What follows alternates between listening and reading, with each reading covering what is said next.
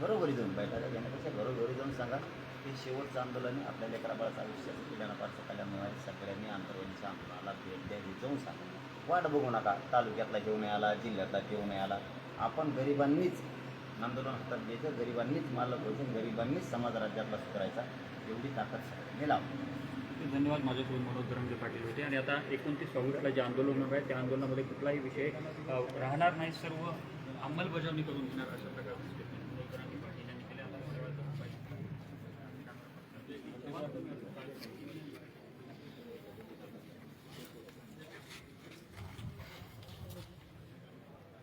जे जे बांधव आंतरवलीला येत असतील त्या बांधवांनी लवकरात लवकर यायचं आहे, कारण की अवघ्या 5 ते 15 मिनटामध्ये 10 ते 15 मिनटामध्ये या ठिकाणी पाटील स्टेजवर जाणार आहेत. आता फक्त एक बाईट होईल. एक बाईट झाल्याच्यानंतर पाटील डायरेक्ट स्टेजवर जातील आणि चर्चा विनिमय संवाद होईल. त्यामुळे जे जे रस्त्यात असतील त्यांनी लवकरात लवकर आंतरवालीमध्ये यायचं आहे. धन्यवाद. जय जिजाऊ, जय शिवराय.